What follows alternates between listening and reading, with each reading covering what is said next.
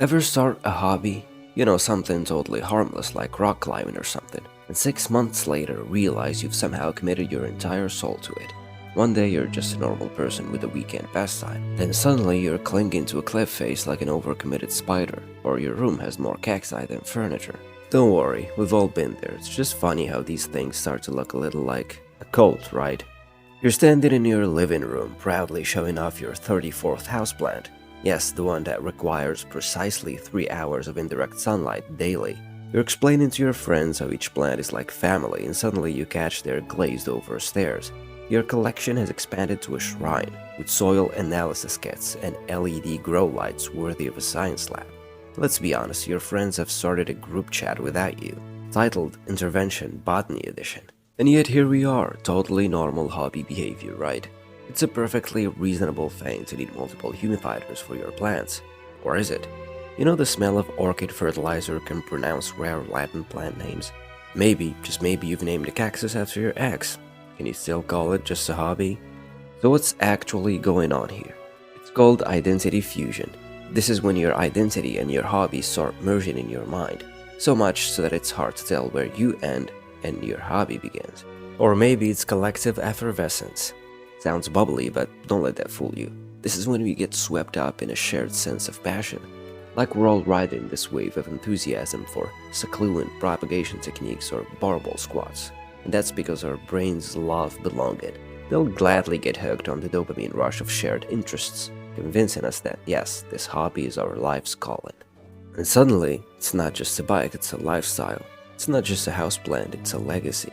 It's natural, we're wired to want that feeling of belonging and purpose, and suddenly our so-called hobbies become, well, our personalities. When does that passion cross the line from hobby to obsession? At what point does our hobby become a cult of sorts? There's this idea from Kierkegaard that says, life can only be understood backwards, but it must be lived forwards. We dive headfirst into these interests, convinced they're mere hobbies, but looking back, they shape who we are in ways we don't even realize. Our simple interests can suddenly start to define us, turning us into, well, evangelists. The question is, are we still in control of our passions, or have they started to control us? Here, the mortal heart, long dulled by quiet repetition, finds itself subtly alive, revived in the pulse of obsession, a resurrection wrought by focus so narrow, so fierce that it reawakens long-lost realms of ardor.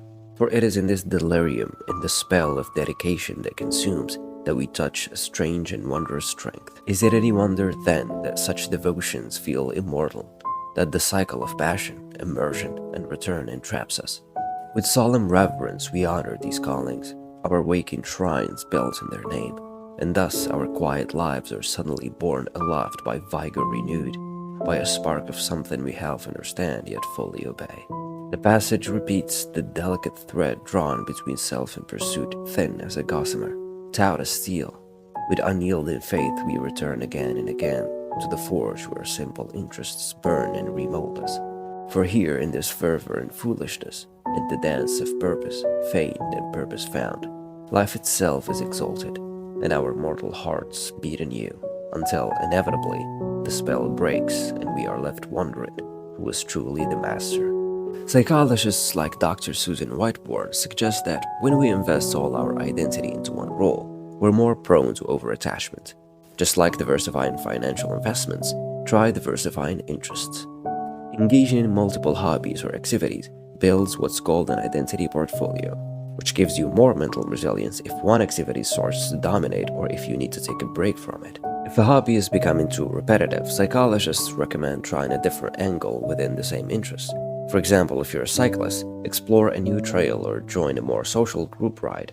This fresh perspective can bring enjoyment back and balance out the intensity of a singular focus.